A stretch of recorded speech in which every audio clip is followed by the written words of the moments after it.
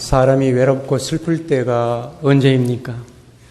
여러 어려운 일이 생긴다면 마음도 힘들고 외로운 것은 당연합니다. 그러나 슬프지 않을 것 같은 그러한 상황이 때로는 외롭고 슬플 때가 있습니다. 예를 들면 취직을 면접을 보았는데 합격이 되고 이제 일을 할 수 있게 되었다는 그 기쁜 소식을 누구에게 전하고 싶은데 아무도 없다면, 가족이 없다면 갑자기 외롭고 쓸쓸해져 버립니다. 누군가 함께 기뻐해 줄 사람이 없을 때 갑자기 허망한 느낌이 드는 것입니다. 해가 서산에 뉘엿뉘엿 넘어갈 때에 부모가 없는 아이들은 참 힘들어합니다. 누군가 기다려주는 사람이 없고 누군가 맞이해 줄 사람이 없는 것입니다. 죄를 지었어도 가족이면 품어줄 수가 있습니다. 우리의 법에도 가족인 경우에는 범인 은닉죄로서 처벌하지를 않습니다. 이처럼 가족이 있을 때는 공기와 같이 아무것도 아닌 것 같아도 가족이 없을 때는 채워지지 않는 그런 빈자리가 남아있게 되어 있습니다. 우리에게 가족이 있다는 것 그 자체가 행복이고 감사의 조건이고 하나님께서 우리에게 주신 축복입니다. 결혼하고 아이들을 키워나가면서 누구나 꿈꾸는 것은 행복한 가정입니다. 그런데 행복해야 될 가정이 왜 그렇게 말썽이 많고 또 근심과 걱정이 많은지 말입니다. 통계청 자료에 의하면 2014년에 한 해 동안 결혼한 건수가 30만 5,500건인데 이혼한 건수가 11만 5,500건입니다. 물론 젊은 사람들이 이혼하는 것은 다 아니겠지만은 이처럼 많은 이혼한 가정이 있다는 것은 힘들어하는 가정, 상처받는 가정들이 참 많이 있다라는 것입니다. 오늘 말씀에 내 식탁에 둘러앉은 자식들은 어린 감람나무 같다고, 그것은 희망과 기쁨과 행복입니다. 그런데 한 가족이 함께 식사하기도 힘들 정도로 요즘 우리들은 서로가 많이 바빠합니다. 그래서 부모와 특히 아버지와 아이들이 소통이 잘 되지 못하고 세대 간의 벽이 생기는 경우가 많이 있습니다. 또한 대학까지 힘들게 공부를 시켰는데도 취직이 되지를 않아서 계속 부모의 지원을 받아야 하는 젊은이들이 늘어나고 있고, 부모는 또 나이가 들어도 쉬지 못하고 계속 일해야 하는 그런 가정도 늘어나고 있습니다. 자식들을 위해 모든 것을 쏟아부었기 때문에 노년을 위한 준비가 부족해서 노년의 가난을 견뎌내야 하는 그런 부모도 늘어나고 있습니다. 나이 든 부모 세대는 자녀들에게 짐이 되지 않기 위해서 안간힘을 쓰고 있고, 자녀들은 치열한 생존 경쟁에서 살아남기 위해서, 낙오되지 않기 위해서 전력으로 질주하는 그런 과정 가운데 있어서 부모 세대를 돌봐야 된다는 일에 소홀히 되는 경향이 많이 있습니다. 부모를 복양하는 것이 당연함에도 불구하고 이제는 그 부모 복양이라는 그 단어의 의미가 점점 더 희미해져 가는 것을 인정해야 되는 그런 시대에 와 있는 것 같습니다. 그러나 부모를 공경하고 효도를 해야 된다는 것은 포기할 수 없는 사항입니다. 우리의 풍습에도 효가 기둥이 되어 있고 인간적인 도리에 바탕이 되어 있습니다. 송강 가사 중에는 이런 구절이 있습니다. 어버이 살아실제 섬길 일난 다하여라. 지나간 후면 애달다 의하리. 평생에 고쳐 못할 일 이뿐인가 하노라. 효도에도 때가 있다는 그런 이야기죠. 우리가 효도를 가르치고 또 포기하지 말아야 될 중요한 이유가 있습니다. 그것은 바로 자식들이 잘되고 복받는 길이기 때문입니다. 성경에는 부모 공경이라는 것이 하나님의 명령이고 십계명에 들어가 있고 또 그것이 약속이 있는 첫 계명이라고 그렇게 이야기를 하고 있습니다. 효도함으로 자식이 잘 되고 땅에서 장수하는 비결이라고 그렇게 이야기를 하고 있습니다. 예수님도 어머니 마리아에 대한 효성은 아주 특별했습니다. 마지막 십자가상에서 고통스러워 하시면서, 그리고 또 그것을 보는 어머니가 얼마나 고통스러울까 하는 그 마음을 느끼면서 제자 요한에게 부탁을 했습니다. 보라, 내 어머니이다. 그렇게 부탁을 하시면서 했을 때 요한이 또 그 마리아를 자기 집에서 모셨다고 그렇게 기록이 되어 있습니다. 효도라는 것은 부모님만 잘 모시는 것이 아닙니다. 형제들이 화목하게 사는 것도 효도의 한 방법입니다. 야곱의 가족의 경우에 있어서 우리가 살펴보면은 12아들이라 되는 많은 가족들이 있고, 그 가운데 야곱은 특별히 요셉을 사랑을 했습니다. 그래서 마지를 놔두고 어린 요셉에게 모든 것을 물려주고 싶어 했습니다. 채색 옷을 입혔다고 하는데 사실 그 채색 옷이라기보다는 긴 옷입니다. 긴 옷이라는 것은 다음 상속자라는 것을 알려주는 것입니다. 그러니 그 형들이 마음이 불편하지 않을 수가 없습니다. 그래서 결국 그 형들이 요셉을 죽이려고 하다가 노예로 팔아버렸죠. 요셉은 이집트로 가서 천신만고 끝에 총리 대신이 되었습니다. 온 세상에 흉년이 들어서 기근이 들고 많은 사람들이 양식을 사기 위해서 요셉에게 찾아왔을 때에 형들도 찾아왔습니다. 형들은 요셉을 알지 못했죠. 요셉은 형들에게 복수할 기회도 있었지만 차마 복수는 하지 못하고 양식을 주어서 보내면서 형들을 용서는 또 하지를 못했습니다. 여러 가지 우여곡절을 겪은 끝에 요셉이 형들을 용서할 수 있게 되었습니다. 그때 요셉이 형들에게 하는 말이 있습니다. 두려워 마소서, 내가 하나님을 대신하겠습니까? 당신들은 나를 해하려 하였으나 하나님은 그것을 선으로 바꾸셨고 오늘과 같이 만민의 생명을 구원하게 하시려 하셨나니 두려워 마소서, 내가 당신들과 당신들의 자녀를 기르리이다 라고 하면서 형들이 두려워하는 그 마음을 위로하고 형들을 온전히 용서해 주었습니다. 요셉은 용서를 하는 것이 바로 하나님의 뜻이고 또 그것이 부모의 마음이고 온 공동체를 회복시키는 길이라는 것을 깨달았던 것입니다. 부모의 마음이 이처럼 온 세상을 참으로 정의롭고 따뜻하게 만드는 것입니다. 그리고 부모의 마음은 형제들이 화목하게 그렇게 다정하게 살아가는 그 모습이야말로 부모들이 원하는 것이죠. 그런데 현대에 이르러서 우리 부모님들에게 다가와 있는 여러 가지 변화 가운데 주목할 만한 것은 평균 수명이 날로 높아져 가고 있다는 사실입니다. 2014년에 통계를 보면은 남자는 79세, 여자는 85.5세 이렇게 나와 있습니다. 이것은 어릴 때 아이들이 영아 사망률, 그 다음에 병과 사고로 젊었을 때 사망한 경우를 모두가 합한 것이기 때문에 실제로 건강한 노인의 경우에 있어서는 한 5살 내지 10살 정도를 더 해야 됩니다. 그러니 더 한다면 지금도 대충 한 90세 정도까지 산다, 이렇게 볼 수가 있습니다. 그런데 2030년, 지금으로부터 한 14년 후에는 평균 수명이 선진국의 경우 대부분 한 100세가 될 것이라고 그렇게 예측을 하고 있고요. 2050년의 경우에 있어서는 아마도 120세는 될 것이라고 모두들 예측을 하고 있습니다. 노년의 삶이 길어지는 거죠. 그리고 전체 가정에서나 국가에서나 이 사회에서 구성원 가운데 노년의 삶이 그 어느 때보다도 중요한 그런 시대가 되어 있습니다.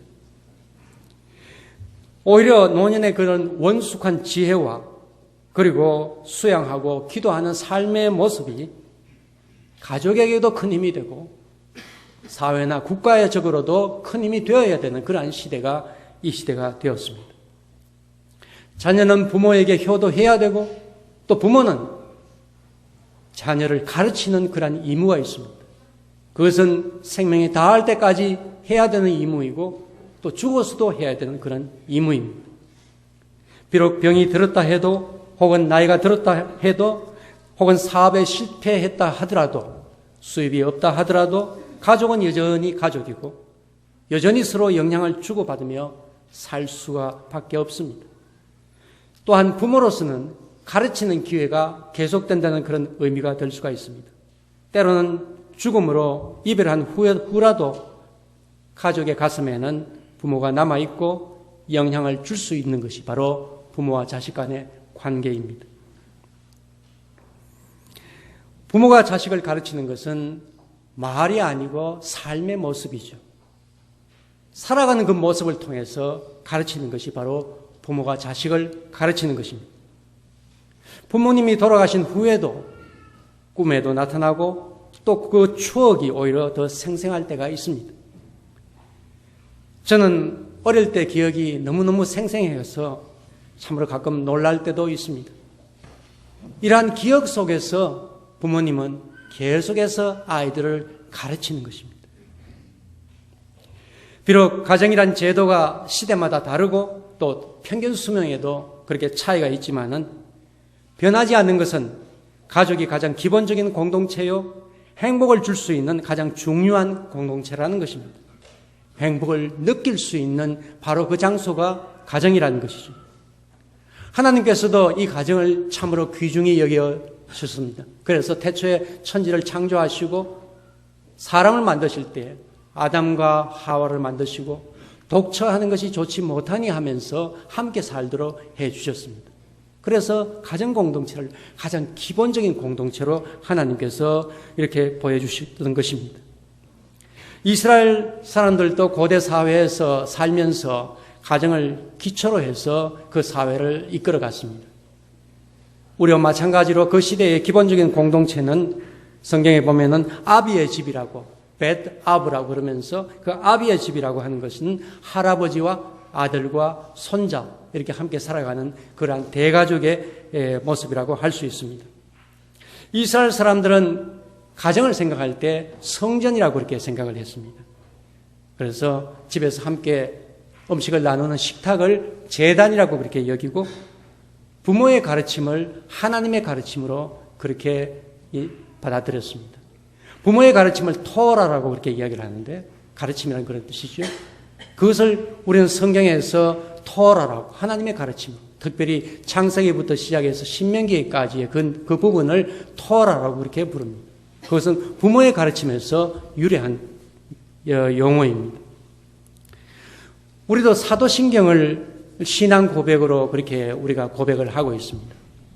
이스라엘 사람들에게서는 마치 이 사도신경과 같은 중요한 신앙 고백이 있는데 그것을 쉐마라고 그렇게 부릅니다. 신명기 6장에 있는 그 내용이고 하루에도 3번씩 그렇게 그 신앙으로서 신앙 고백문을 들어서 하나님께 기도를 드립니다. 그런데 그 고백문 가운데에서 아주 중요한 요소가 바로 부지런히 자녀를 가르쳐라는 그런 내용입니다. 가정에서 행하는 그 신앙 교육을 하나님께 드리는 신앙 고백문에 포함시킬 정도로 그렇게 귀중하게 여겼었습니다. 그래서 평생 부모는 자녀들을 가르치고 죽은 후에도 부모를 가르치는 그러한 의미로 생각을 했던 것입니다. 또한 가정을 예배 드리는 장소로 그렇게 생각을 했습니다. 지난번에 한번 말씀드린 그 화목제의 경우, 제사 가운데 감사 제사인 그 화목제의 경우에 있어서는 가정에 그 고기를 들고 가서 여러 사람과 함께 그 고기를 나누어 먹게 됩니다. 그 고기를 다 나누어 먹어야 비로소 그 예배 제사가 끝이 나는 것입니다. 이처럼 가정은 공식적인 예배 장소였던 것입니다. 성전을 우리가 보통 이야기하기를 우주의 축소판이라고 그렇게 이야기를 합니다. 하나님 나라의 축소판이라고 그렇게 이야기를 합니다. 가정이 성전이라는 것은 가정도 역시 우주의 축소판이고 하나님 나라의 축소판이라 그렇게 여길 수가 있는 것입니다. 그래서 하나님은 가정이라는 것을 매개로 해서 하나님 자신을 이해시키려고 하고 또 우리도 하나님을 그 가정을 통해서 이렇게 피부로 느끼면서 이해를 하고 있습니다. 그래서 하나님을 아버지라고 그렇게 부르라고 하지 않았습니까? 예수님은 또 거기에다가 아바 아버지라고 그렇게 부르라고 했습니다. 아버라는 뜻은 아빠라는 그렇게 정다운 친밀한 말입니다. 또 주님을 우리가 신랑이라고 그렇게 얘기를 하고 또 성도와 교회를 신부라고 그렇게 이야기를 합니다. 신랑과 신부가 모여서 한 가정을 이루듯이 주님과 우리가 모여서 한 가족이 되고 한 가정이 된다는 그런 것으로서 우리에게 알려주셨습니다. 성경에 보면은 긍휼이라는 단어가 나타납니다. 긍휼이라는 단어는 레헴이라는 히브리어인데 그것은 뭐냐면 어머니가 10달 동안 태아를 이렇게 몸에 이렇게 키워나갈 때에 그 태반을 가리켜서 레헴이라고 이렇게 이야기를 합니다. 긍휼이라는 단어는 어떤 단어입니까? 어머니가 그 태아에게 갓난아이에게 주는 그 사랑을 말합니다. 무조건적인 사랑이고 그리고 주어도 아깝지 않은 그러한 진한 사랑을 가리켜서 긍휼이라고 바로 하나님께서 우리에게 주시는 그 사랑이 긍휼이라는 그러한 사랑인 것입니다. 성경에 보면은 탕자의 비유가 있습니다. 아버지가 집 나가는 그 아들을 기다리면서 멀리서 오는 아들을 혹시나 있을까 매일매일 기다리는 그 아버지의 마음이 그 탕자의 비유에 나타나 있습니다. 이것이 바로 하나님 아버지의 마음이라는 것을 우리에게 알려주는 것입니다. 이처럼 가정과 가족의 애를 통해서 사랑을 통해서 하나님과의 관계와 하나님의 사랑을 이해하고 느낄 수 있게 해 주셨습니다. 미국에서 공부할 때에 선배가 목사로서 안수받는 예배에 참석한 적이 있습니다. 그런데 그때 권면하시는 그 목사님의 그 권면이 좀 충격적이어서 소개를 해드립니다. 이렇게 권면을 하셨어요. 안수를 받고 목회할 때 꼭 기억해야 할 것은 교회는 누군가 다른 목사님이 와서 대신할 수 있지만 가정의 일은 당신 외에는 누구도 대신해 줄 사람이 없습니다. 그러니 가정의 일을 결코 소홀히 하지 마시기 바랍니다. 당연히 모든 것을 희생하더라도 목회에 충실하고 전력을 다해야 된다. 이렇게 고민할 줄 알았는데 오히려 이렇게 가정을 소중히 여기라고 그렇게 이야기를 권면을 하는 것을 들었습니다. 그만큼 가정이 중요하다는 사실을 일깨워 주신 것이라고 할 수 있습니다. 그렇습니다. 우리의 가족과 우리의 가정은 아무도 대신해 줄 수가 없습니다. 나 외에는 그 누구도 대신해 줄 수 없기 때문에 내가 그 일을 귀중히 여길 수밖에 없습니다. 아이들에게 있어서 어머니를 대신할 수 있는 그 누구를 어떻게 대신할 수가 있겠습니까? 이처럼 가족 구성원들은 아무도 그 자리를 대신할 수가 없습니다. 가정이 이렇게 중요하고 가족이 이렇게 참으로 중요함에도 불구하고 가만히 생각해 보면은 우리는 가정에 무리가 좀 가더라도 무엇인가 반드시 이루어야 한다는 그런 생각들을 많이 하고 있습니다. 적어도 경제적으로는 조금이라도 넉넉해야 되고 돈은 어느 정도는 있어야 되고 아이들은 어느 대학에 꼭 합격을 해야 되고 사회적으로 지위는 어느 정도까지는 올라가야 되고 하면서 그 목표 중심으로 그야말로 불철주야 모든 노력을 기울이며 달리고 또 달려가는 우리의 모습을 봅니다. 왜냐고 물어보면 모두가 가족을 위해서라고 가정을 위해서라고 그렇게 이야기를 합니다. 그런데 목표는 달성해 놓고 이혼해버리고 아이들은 빗나가고 하는 경우가 많이 생기는 것을 또 주위에서도 보고 있습니다. 정말 무엇이 중요한지 분별력을 가져야 될 때라고 봅니다. 가정은 기업이 아닙니다. 목표가 달성했다고 해서 성공이 아닙니다. 과정이 무엇보다도 중요한 것이죠. 함께 살아가는 경험과 느낌과 함께 나누면서 걸어가는 그 모든 시간들이 결국 행복을 만들고 우리의 성공을 만드는 것입니다. 하루하루의 삶에서 작은 것에서 행복을 찾아가며 서로의 얼굴을 보면서 위로하고 의지하고 웃으면서 살 수 있다면 그것이 행복이고 그것이 감사의 조건이고 하나님의 축복인 것입니다. 오늘 함께 읽은 시편 128편에는 행복한 가정이 되는 그러한 비결이 담겨져 있습니다. 여호와를 경외하며 그의 길을 걷는 자라고 그렇게 요약이 되어 있습니다. 이러한 사람들이 복을 받고 형통하게 된다고 그렇게 되어 있습니다. 구체적으로 시편 112편에는 이렇게 되어 있습니다. 여호와를 경외하며 그의 계명을 크게 즐거워하는 자는 복이 있도다. 그의 후손이 땅에서 강성하고 정직한 자들이 후손에게 복이 있으리로다. 부와 재물이 그의 집에 있으며 그의 공의가 영구히 서 있으리로다. 부와 재물, 하나님을 경외하면 부자가 된다는 것입니다. 아주 구체적으로 그렇게 쓰여져 있습니다. 실제 우리 한국 역사 속에서도 이렇게 보면은 기독교인이 출세하고 재산도 많이 늘어난 경우가 있습니다. 지금 때는 아니지만 이전 대인 19대 국회의원들의 그 숫자가 계산해 보면은 111명, 그러니 한 37%의 국회의원들이 기독교인이라는 그런 통계가 신문에 보도된 적이 있습니다. 기독교인이기에 성실하게 일하고 정직해서 신임을 받으며 인정을 받을 수 있었으니 재산도 모을 수 있을 것이라는 그런 생각을 해보게 됩니다. 당연히 그런 확률이 높아진다는 것을 우리가 생각할 수가 있습니다.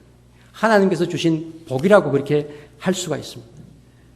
그런데 우리는 단순히 하나님만을 믿는다는 그 자체, 혹은 말로서 신앙 고백한다는 그 자체로서 충분하지 않다는 것을 시편 128편에서 찾아볼 수가 있습니다.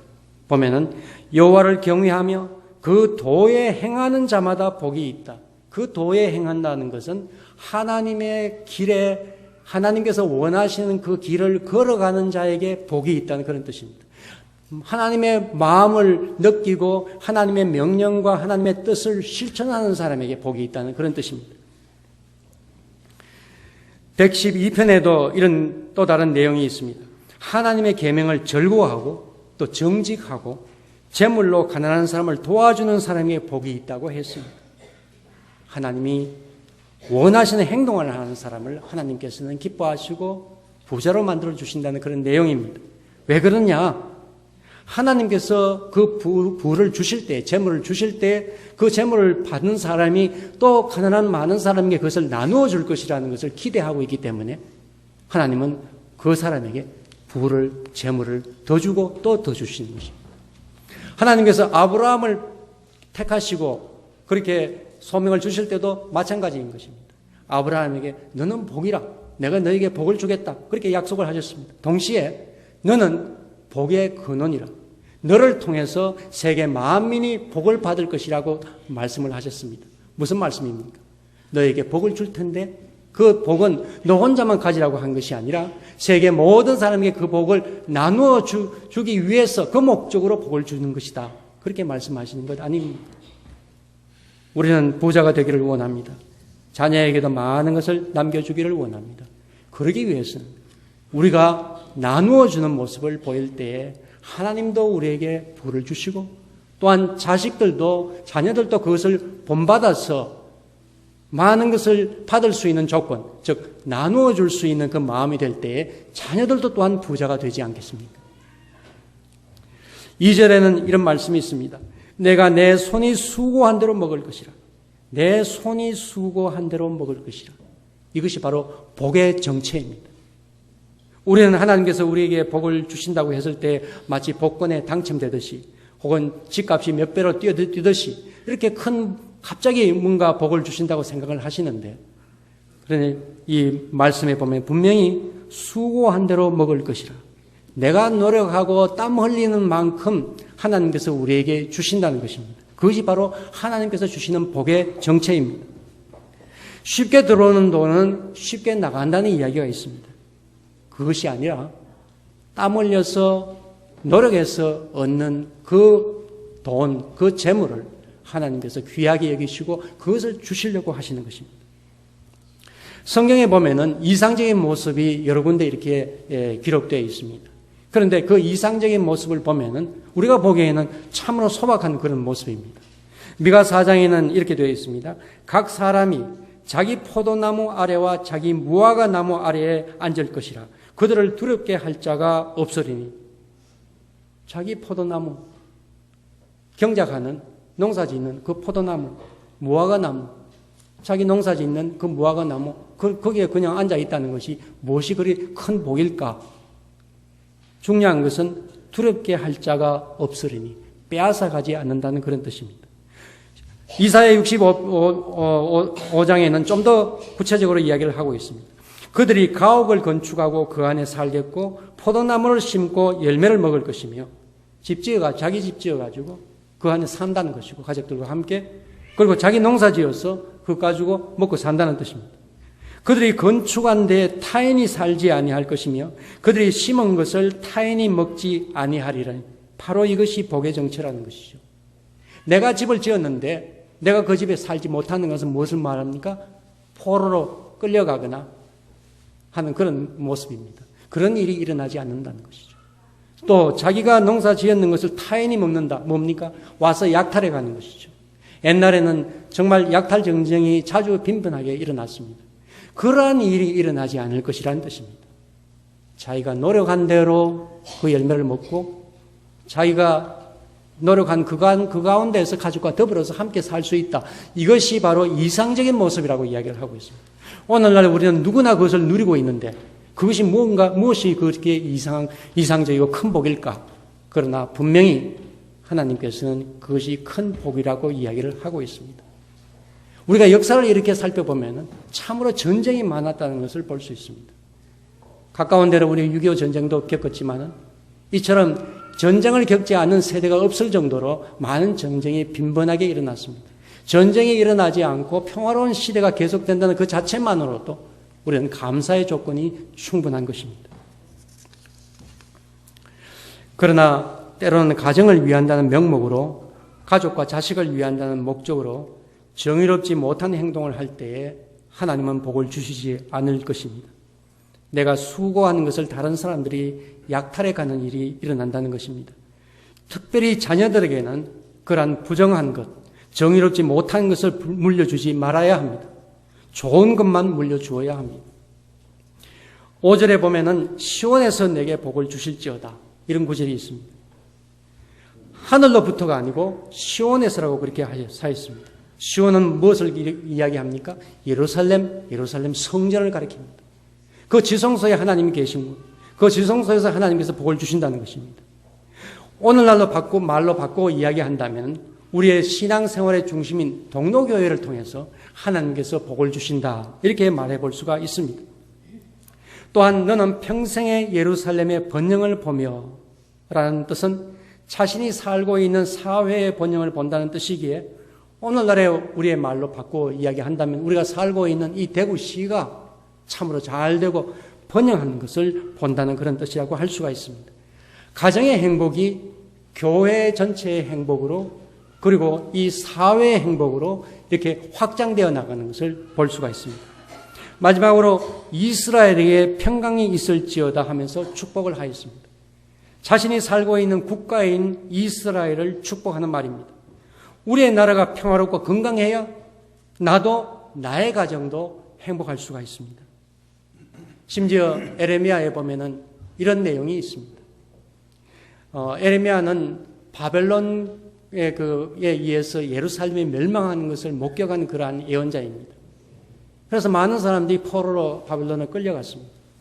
그런데 끌려간 그 사람들이 얼마나 그 절망 속에서 그리고 힘들어 했겠습니까? 또 바벨론이라는 나라에 대해서 얼마나 미움이 많겠습니까?